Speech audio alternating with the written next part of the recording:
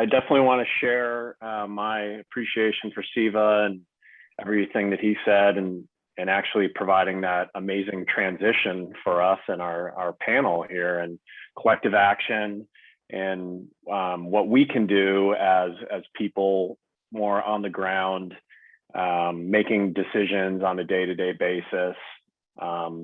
Translating his points coming from the 50,000-foot view to the day-to-day operation of facilities and managing energy appropriately. So we want to really lean on this group and the attendees of this conference, in that we have such a strong collective knowledge of facilities and energy here today, virtually, but together.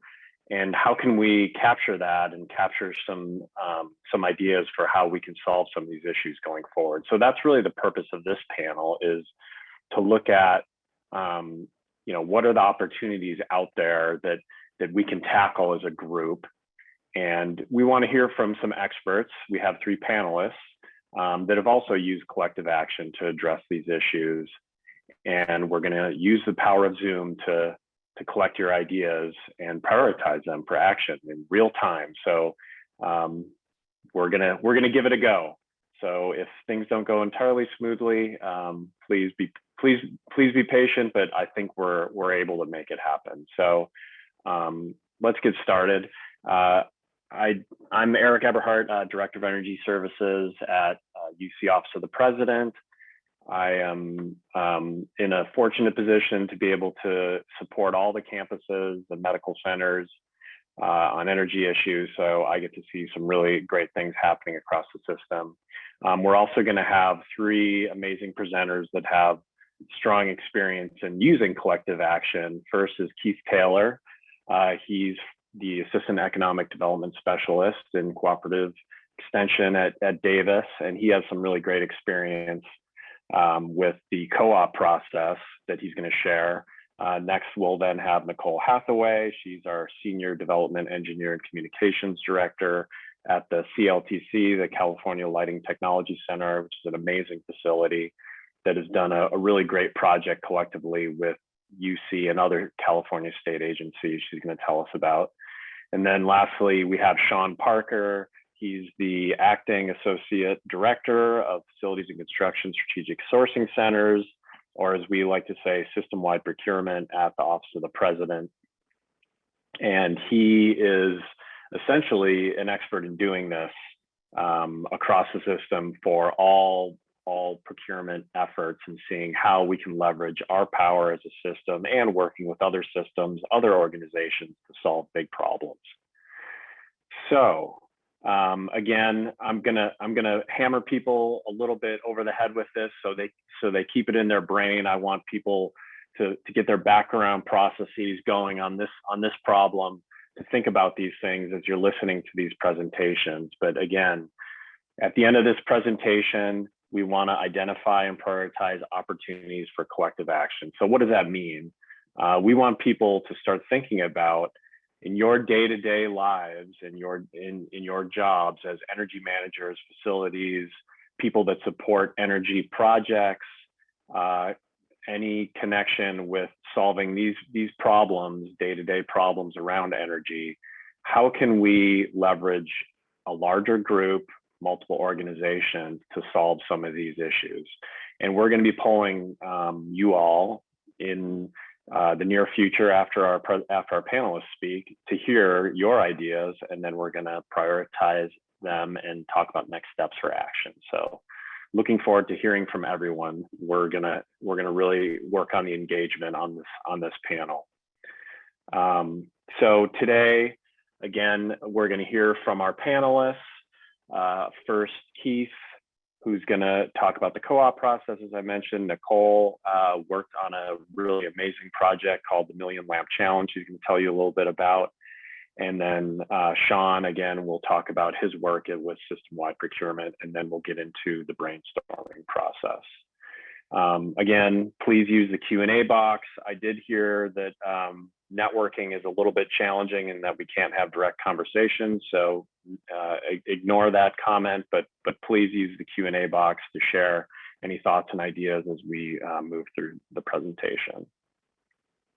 So with that, I will turn it over to Keith to start his presentation. Thanks, everybody. Thank you, Eric. I'm going to share my screen then. Throw that up. Okay. Yeah, so I want to talk about opportunities in the energy transition, and I want to focus on the electric co-op sector. So I'll move into kind of the overview of what I'm going to talk about. With the energy transition, I think there's a lot of problems that are facing us, and we like to focus on the problems that are out there, but there's actually a lot of opportunities. And I think that we can get a lot more opportunities in this transition if we fully engage the array of institutional actors that are out there. And to my mind, the electric co-op space is one of the best spaces that we could be playing with in order to further this energy transition. And with that, I'm looking to kind of push our rethinking our various roles in this energy transition along the way. So I'll hop right in. I think that there's a lot that's unspoken in the forthcoming energy transition. There's a number of gobstopping facts and figures about how this transition is going to impact our communities. We're going to see trillions of dollars, trillions with T, coming into this space, right? And with that, we're going to see all kinds of new technologies, new participants, and new policies. My concern is that if we're not careful, we're going to let this transition happen to us and not work with the transition to shape it. The two areas I want to focus on in this then are equity and inclusion.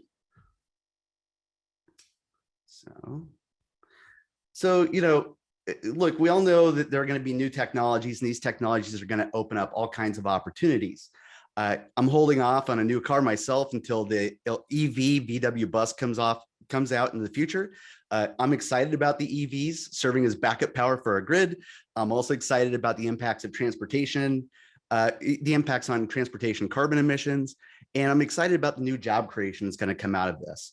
But we cannot forget that we're also in a hyper-financialized era, an era where private equity has little qualms or concerns around throwing truckloads of money at the next big thing. And with that, we can expect a lot of disruption coming into this space, an enormous amount.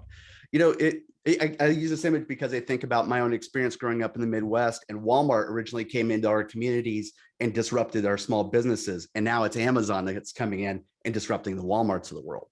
On our current pathway, we can expect to see new, well-financed entrants squeezing through the cracks of smaller, less well-financed incumbents. And these new entrants won't have to compete on market fundamentals. As we've seen in the platform economy, we can expect these new entrants to come in and smother the competition with surplus cash. But we can also expect the legacy models to make themselves highly vulnerable along the way too. All right.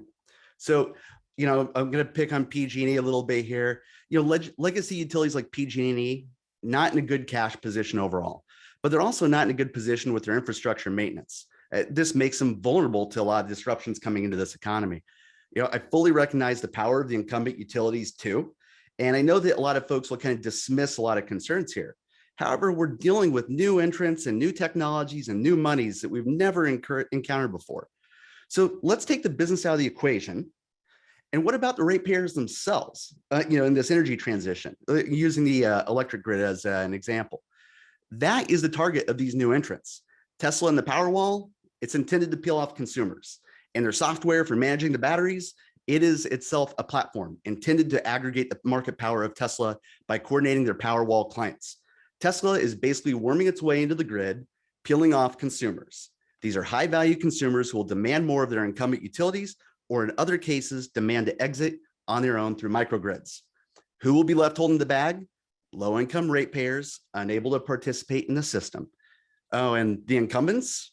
Who will fight for the incumbents? Hardly anyone will. Tesla is just one of many, and the disruption is ripe for the taking. The energy transition is very real here, right? So we spent an inordinate amount of time discussing how the transition will hurt the economy in terms of sunk assets, power plant closures, but we spend little time discussing the opportunities. Because of that, we're missing prime opportunities right under our noses, opportunities that will enhance the equity outcomes and the inclusion in this new economy, right? So in my work, those of you that know me know that I look at kind of the social economy, I look at community enterprise.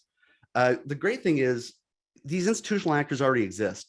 There's a serious, significant ecosystem of stakeholders owned and controlled by the stakeholders that could be brought to bear and assist with the energy transition, right? So these would be great public-private partners. As investor-owned utilities start to make the case, so like one of the things I want you to think about here, as investor-owned utilities start to make the case that chipping into their business model will harm lower income folks, and I think done improperly, it absolutely will. Investor-owned utilities can actually partner with community-based enterprise who are best positioned to make the equity case. The same goes with any entity that we're building new offshore wind, large-scale solar, or smart grid transmission. The message, you need your communities involved and they need to share in the spoils. Otherwise, the transition is going to be rocky. And frankly, in my mind, there's no better partner in this than the co-op sector. So look, co-ops are literally everywhere. They're in every economic sector around the globe. That means co-op business partners can be found in any kind of slice of the industries that we need. So finance, supply, electricity, all of these things. So, you might be asking about, what is it that makes co-ops special and unique? Well, here's the important part.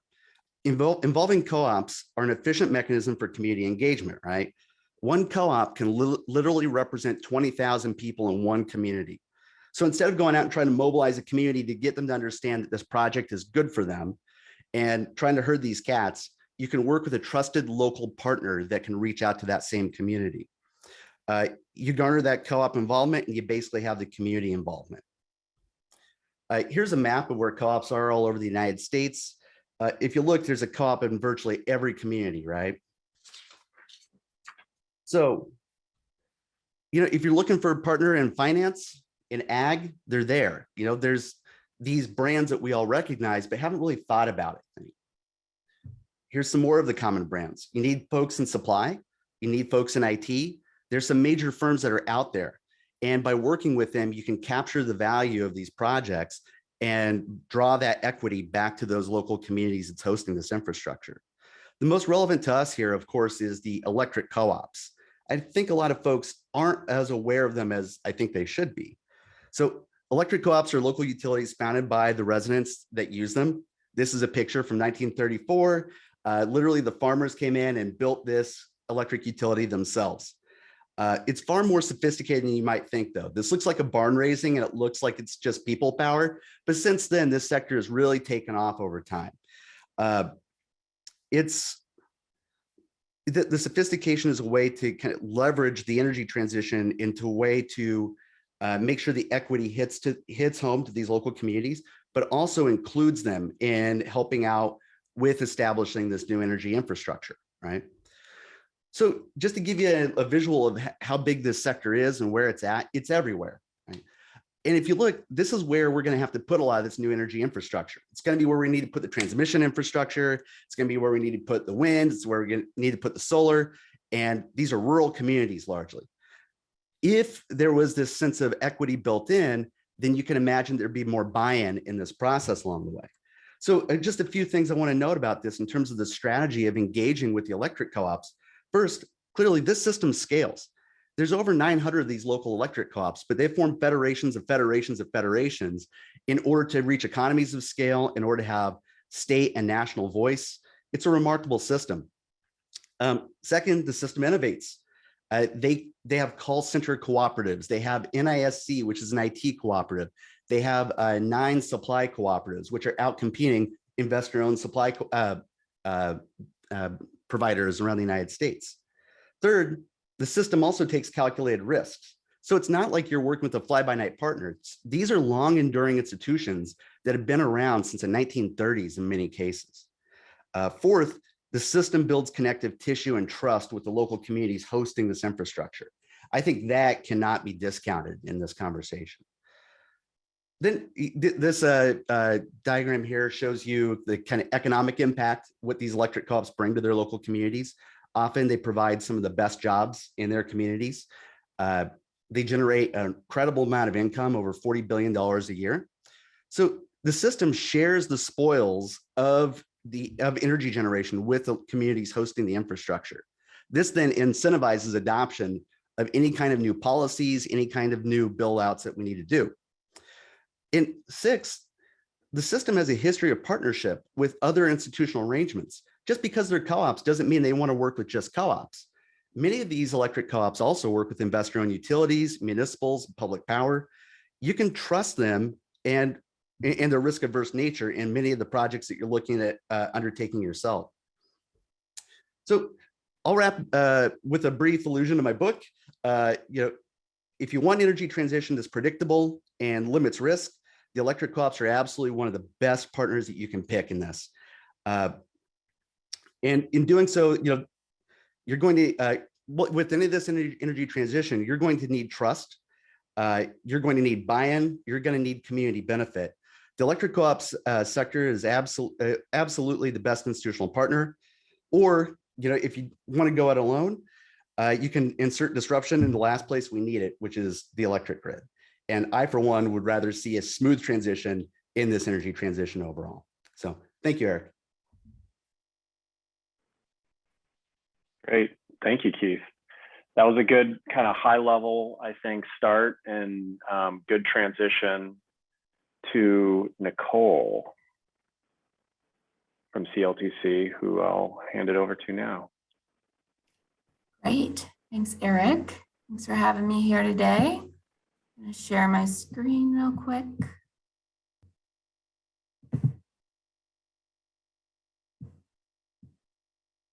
All right. Can you see my slides? Yes. Thumbs up. Okay. So building off of what both Eric and Keith just introduced, we are going to talk about an example of a project that the California Lighting Technology Center was involved with, along with the partners here across the bottom of the screen. So UC, CSU, Foundation for California Community Colleges, the Department of General Services at the state of California, and also the National Rural Electric Cooperative Association that Keith was referencing. So together, these partners brought both their brain power and their skills. I'm going to be referencing Sean's group a little bit in my presentation as well, to bring the Million LED Challenge program to life. So I wanted to start off by touching on why the Million LED Challenge was needed. I have about 13 question marks on this slide. And the point that I'm trying to drive home is that when you go to retrofit your lighting systems in an existing building, there's a number of different questions that come up. And so our goal was to help simplify that process and help everybody end up with a high efficiency, high quality lighting system, taking the guesswork out of it and also leveraging the power of collective purchasing to drive that price down.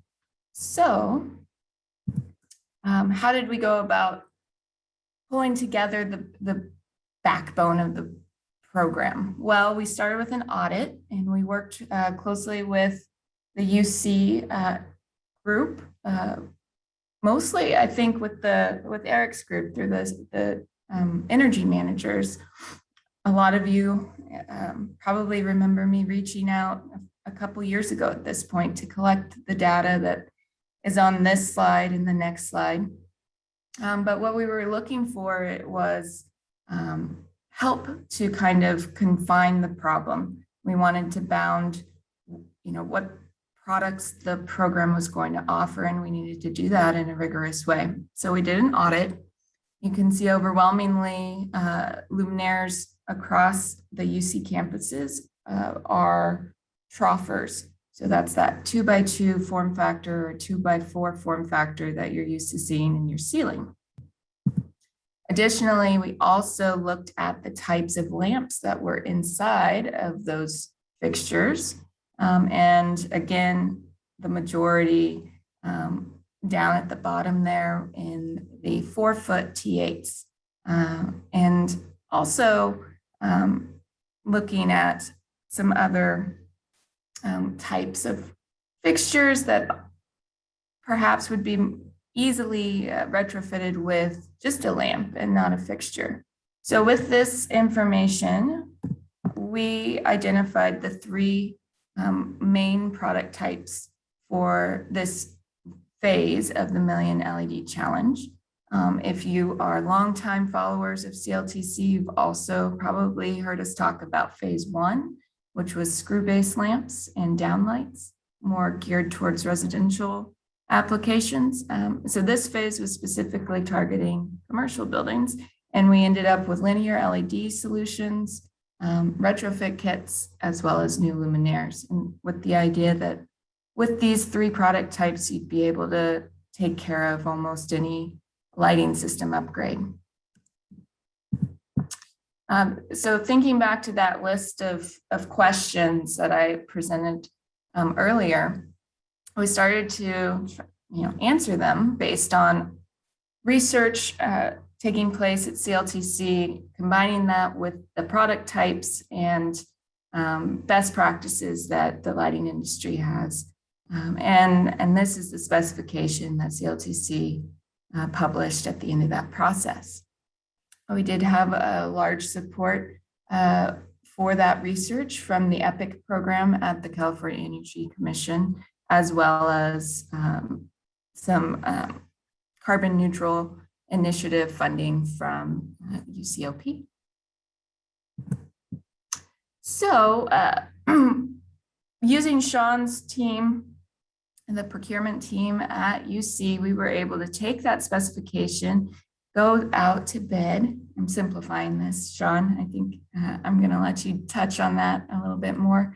And at the end, we were able to identify 3 vendors that could provide products for the 3 categories that I previously mentioned, and give us a cost-effective product. The slide's a little busy, but by the end of launching the program, this was the information that the facility teams needed to move forward. So I've got 3 different examples of what a lighting retrofit could look like today.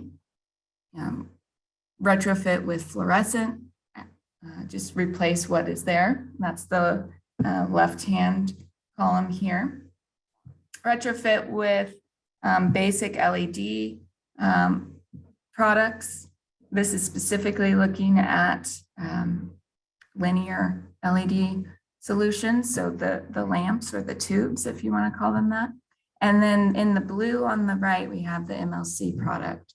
And I think everybody wants to know, is it cost effective? Will it save energy? What are the numbers? And so ranging between 8.4 to 8.8 simple payback for an upgrade.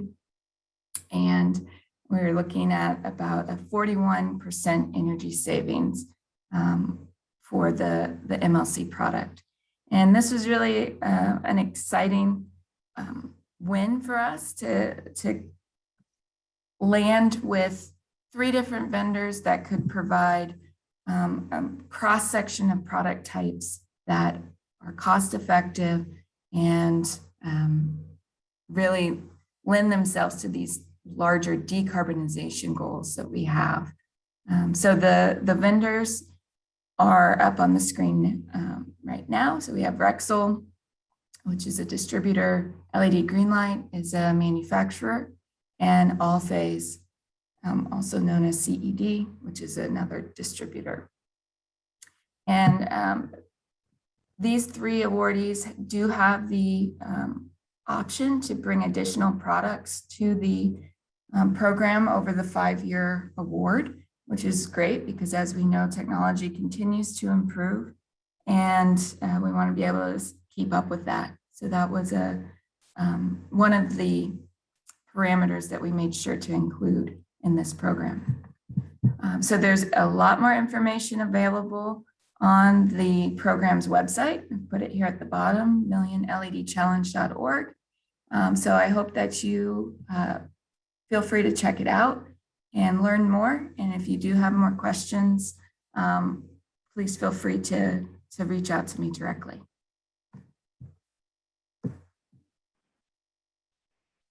Perfect. Thank you, Nicole. And I think this has been a really great example of kind of what can be done. And I think it's something that's currently available, obviously, to a lot of folks here on the call, but those who are maybe in other parts of the country or even international, there is all the actual technical evaluation work that I think can be translated anywhere. So that's really valuable work that's been done and available. And I think it's all probably on the site. And if not, I'm sure we can track it down. So please leverage our work and don't reinvent the wheel if you can, or at least use it as a data point. But it was a Herculean effort. So I commend Nicole and everyone at the CLTC for everything that's been done. So thanks. Now we want to move on to our next partner, Sean Parker, who was a big part of this effort, but I think can also talk more broadly about these kinds of collective efforts. So I'll turn it over to Sean. Good morning, everyone. It's actually a great opportunity to follow up Nicole and the CLTC's project that we helped support there. But I'm going to dive into a little bit more of the actual process around a project like that. And so starting us out, I just want to kind of reintroduce myself. I'm the Acting Associate Director for Strategic Sourcing on Facilities and Capital Programs commodities. So if you flipped a building upside down and tried to shake it, anything that didn't fall out is probably something that we have worked on, at least in terms of sourcing. And so I do want to kind of highlight our system-wide efforts and group that we have supporting the UCs, but then also discuss how our efforts and strategies at the UC can get outside of our campuses and actually get into the community and other public sector entities that choose to use our contracts. So first off, I wanted to talk about who our department is. We are essentially out of the Office of the President. And the reason I'm bringing this up is because if you see the folks highlighted in blue, these are actually people in our department that are on a campus. So even though we have our office up in Oakland, we are in the trenches with our community in the UC and making sure that we have the FaceTime and contact with our stakeholders. The other thing I wanted to highlight here is that a majority of our department actually comes from a campus. So we have had experiences at one of the 10 campuses or one of the medical centers. I myself came from the UC Santa Barbara campus and transitioned over to OP. And so we are bringing all of that institutional knowledge with us to apply to a system-wide perspective. The other thing I wanted to go through very quickly is our 7-step methodology. I'm not going to dive into any of these steps with too much detail, but I wanted to show that every time we go out for a system-wide RFP, there's a process involved, and we make sure we take all the appropriate steps to meet not only the needs of the RFP in terms of statute, but also to meet the needs of our stakeholders and then eventual partners that come out of this contracting process. As we go through the steps, we confirm the business case for taking on these projects. We find the experts, such as you on this phone call. And then we also confirm that the benefits that would come out of this contracting procedure benefit the majority. So we are looking typically at 3 or more campuses to have some kind of benefit from the contracts that are eventually awarded. As I said, often our process or our contracts go beyond the UC.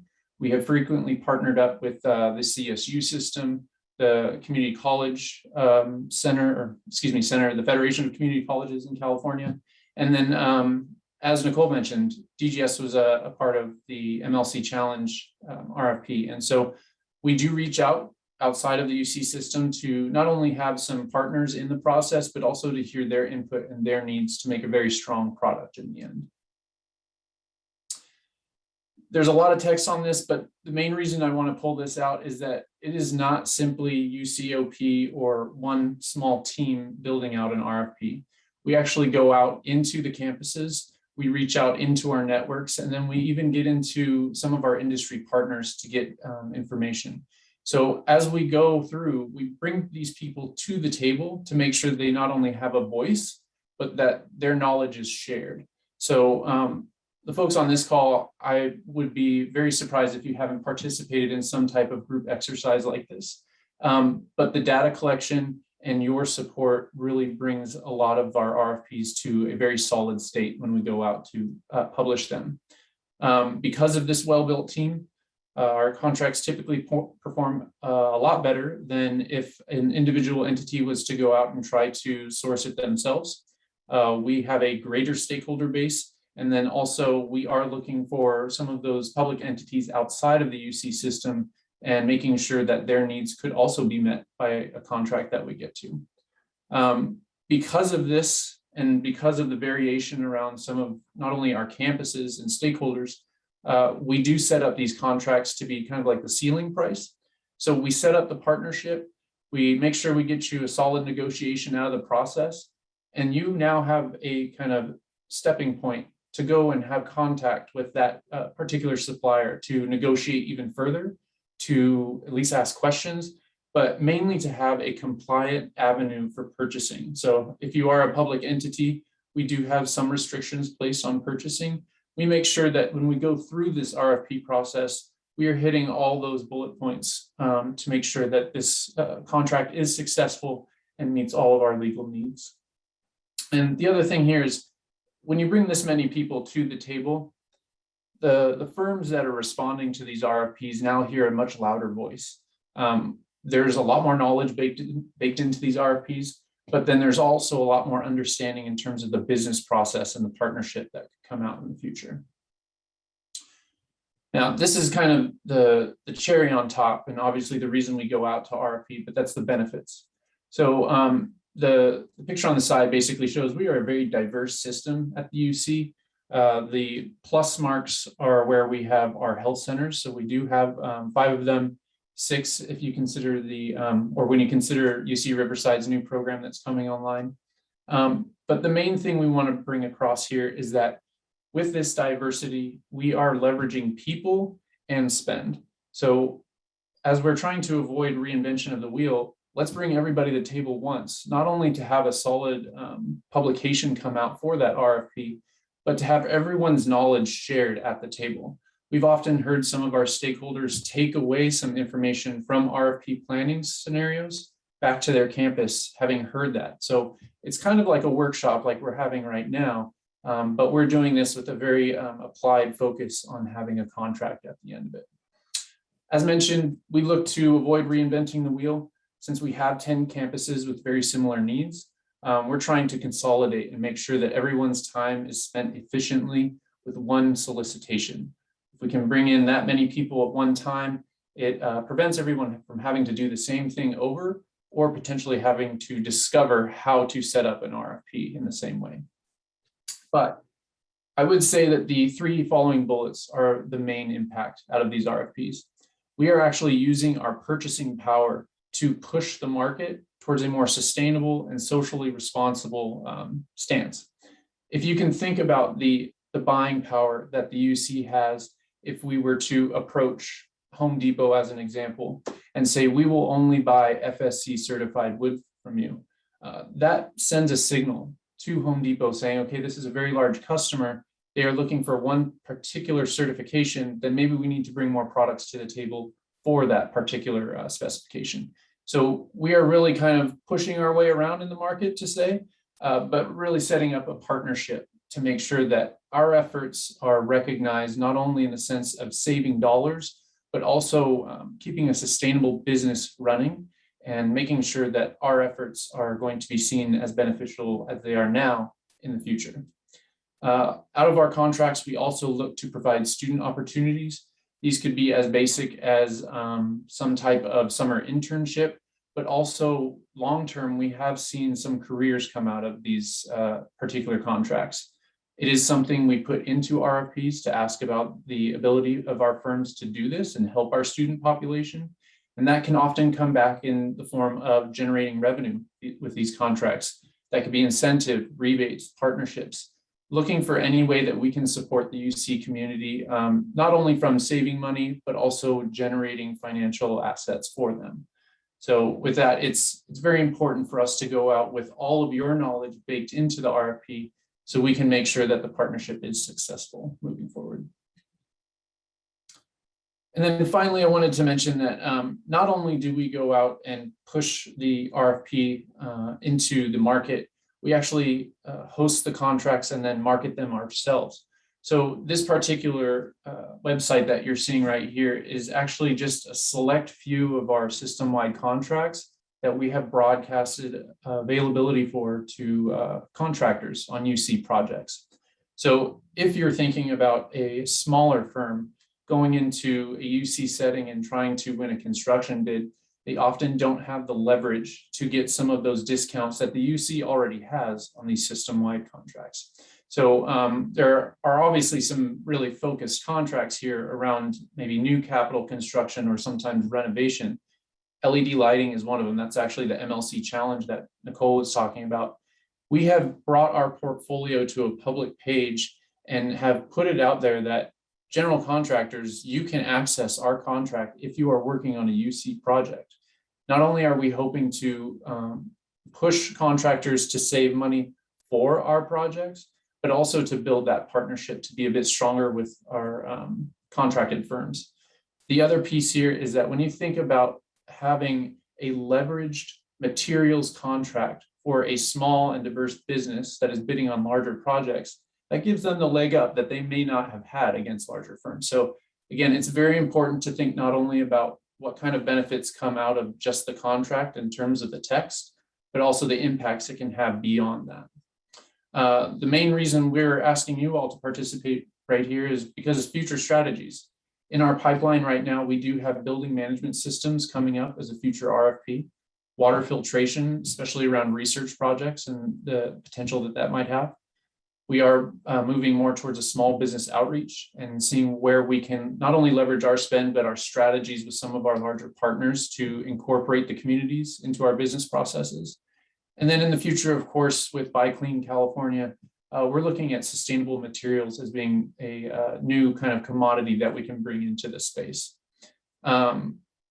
We do want to mention that we have around $660 million per year going through this portfolio.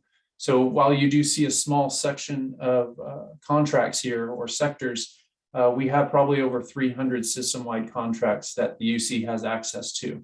And if any other public entities are interested, please reach out to us and we can definitely share the links with those. So with that, a quick highlight, but I'll turn it back to you, Eric. Great. Thank you, Sean. That was perfect wrap up on what we're trying to do and how we look at things. And we appreciate all the support and partnership from all the different teams across UC. So now we're gonna make this real. And we're gonna engage, like I said, the brain trust that we have here on this call, which to me is pretty cool because it's something you could never do in a normal conference. So let's take advantage of the fact that we are all virtual and we can engage 100 people and gather ideas and prioritize them, hopefully in the next 5 to 10 minutes.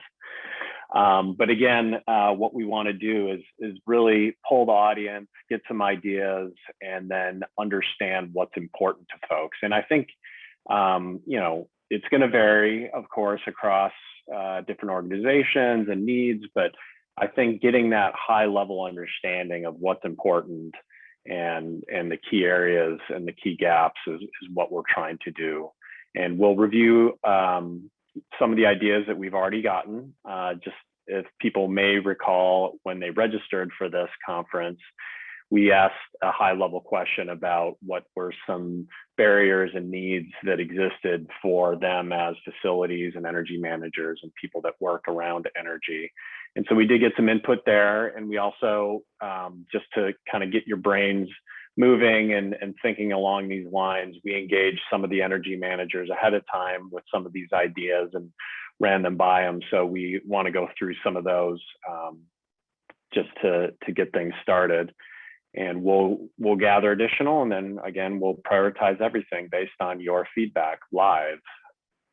So the ideas that we've gathered to date in response to this high level question of what collective action could we take on to address some of these issues. This is our first set of ideas that kind of coalesce based on that first set of input. Now let's go through these quick. One of the ideas that came out of it was the ability to share energy analytics tools and best practices across a large group. So I know a lot of people work with fault detection and diagnostic software for energy. This is some of the things that Chris Whedon was talking about yesterday. How can we share that information more broadly and make it kind of open source and not have each individual location reinventing these ideas and these templates and rules around some of the control strategies they use to save energy? So how can we do that on a more broad scale? Next thing was this collective consultant agreements. We, at least at the UC system, and I would imagine around California, and I'm sure probably across the country, use a lot of the same consultants to do a lot of the same things.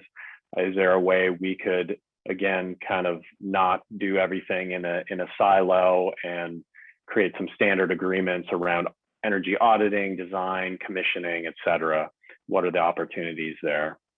The third item was providing support to convert audits into project-specific scope documents. And that's really to support RFPs at the campus level for projects. So what that really means is it's very common for a facility to do an energy audit, come up with ideas, but then how do you turn that into a completed project? And that's often where there's a barrier. So does it make sense to develop some kind of a central resource or a common shared resource that can take those audits and essentially convert them into a solicitation and a follow-on agreement with someone to actually implement those changes at a campus? The next item was collective approach to job order contracting. For energy projects, we all are probably familiar, at least at some level, on job order contracting. It's a simplified way to get things done pretty quickly. And Sean is, be sure to check me if I kind of go off the rails here. I don't want to violate any procurement rules, but how can we work together to develop maybe a higher level approach to job order contracting that could span multiple locations, or maybe just a common template that others could use outside of UC for job order contracting, specifically for energy projects, just to make that easier to get those projects done that we know need to get done. And lastly, documenting best practices for financing and funding campus energy programs. So this was mentioned earlier, and hopefully everyone is going to stay tuned following this presentation because there's going to be a wonderful example of this in real life from the Davis campus in the strategies and financing presentation, where the campus has essentially developed a funding mechanism to use savings to continue to fund energy projects and do additional energy projects over time. So you're not just going back to the well for every single project. You have a program, you can plan ahead of time, you can get things funded, you know that there's a dedicated funding source to support this work that we all know is so important. And how do you institutionalize that? So how can we document that, and how can we share that more widely? And again, I think this is something that can apply obviously to UC, but beyond to any organization, any other university, and even beyond the educational sector. So how can we document and share this? So those were the 5 ideas we came up with just to get things started. That's kind of, the realm of what we're thinking. But again, now it's time to go out to the group and see what we can collect. Again, to this question, how can we address some of these issues you all have? So now is the time to use the Q&A feature to enter your ideas that you didn't see here that you thought were missing. And we will take those, and on the fly, we're going to see how this goes, but on the fly, we're going to see if we can take those and kind of distill them down into general themes. You know, there's 100 people on the call. How can we kind of take those and see some common ideas and themes and break it down into about 3 to 5 ideas? And then we'll take those, and just so people know, if you do have kind of a unique one-off idea, that is not going to be discarded. We're keeping all these, and we're going to look through all of these and have no idea left behind, and that we're going to consider all good options, whether more or less people may have recommended it. So please share everything that comes to mind, and it will be reviewed and considered, you can be sure. And then once we can get those kind of 3 to 5 consolidated ideas, we'll list them with the other 5 I just showed you and put it out to the group on a quick poll for your vote to select your top 3 priorities, so we can get a quick understanding of what is important to folks out there. And once we get that poll, we'll review it and talk about our next steps, which is a lot of things that Sean just discussed and how to try and turn these into ideas. So hopefully that all makes sense. Now's the time is now. If folks can start entering their ideas into the Q&A, we'll start consolidating them here in the next 3 to 5 minutes. So let's get the creative juices flowing, and we'll do that. And in the meantime, feel free to share any other thoughts you have in the chat Q&A. Again, I know networking is a little tough given the limitations, but feel free to reach out and connect with folks as you can. And we will be back in about 3 to 5 minutes. And Allie, am I missing anything, or are we ready to go? We're ready. We're waiting for those great ideas, and some are starting to come in. All right, excellent. So please be patient if once you've entered ideas, but again, we'll be back in just a couple minutes, and we'll present you all with a poll for your vote that everyone can weigh in on. So I'm going to go silent, and I'm going to furiously review these ideas and come back with what we see as the common themes. So thanks everybody in advance. Okay, I think we've got 4 things that have kind of coalesced.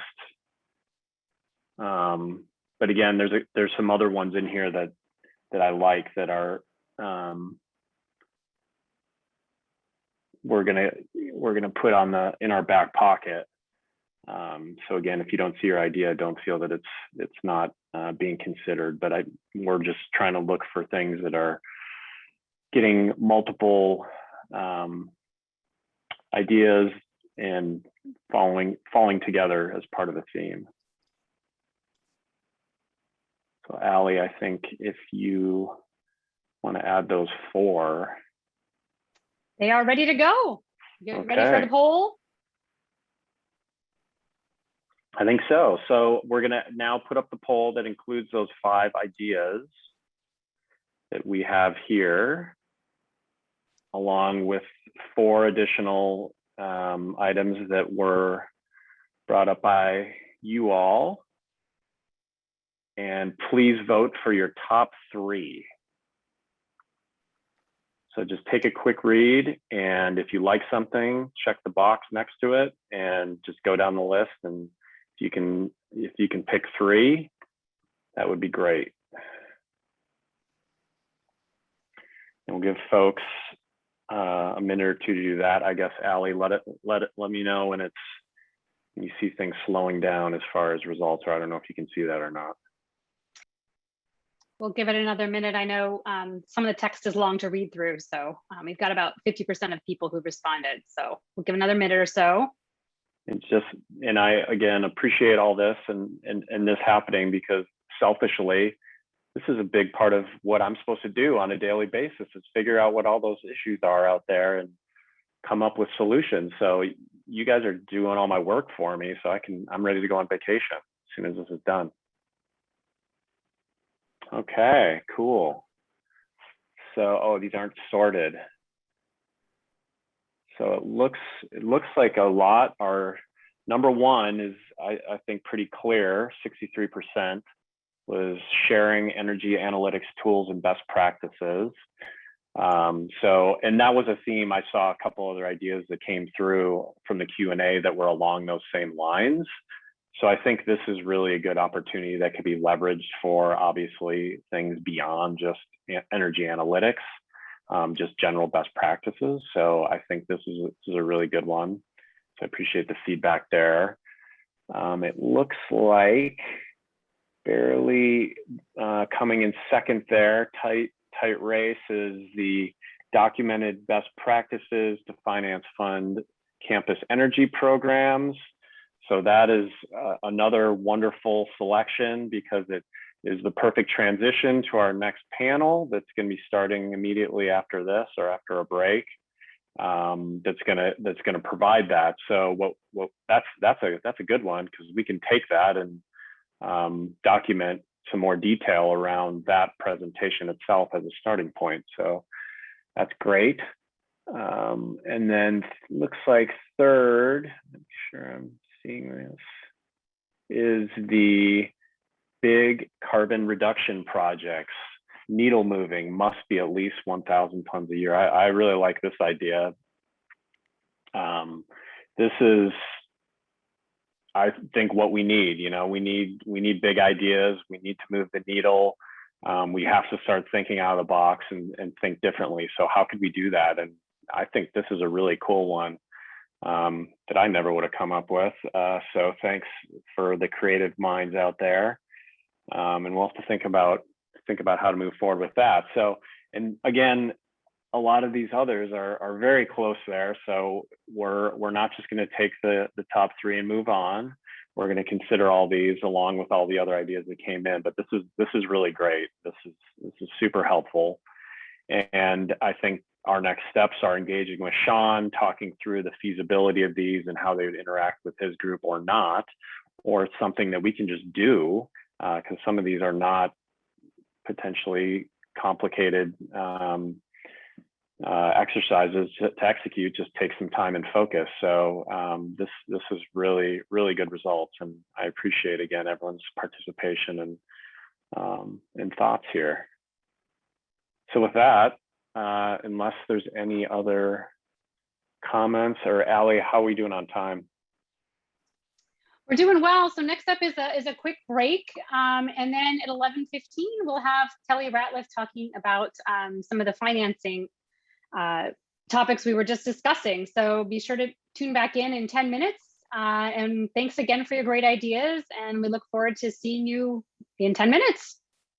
Great. Thanks, everybody. And thanks to our panelists again for providing our background and sharing that information with the teams. And thanks to all again for sharing the collective knowledge. And I'm assuming everyone's going to be tuning into that next presentation. This was all just build up for that. So thanks, everybody. And we look forward to sharing more as we move forward with these.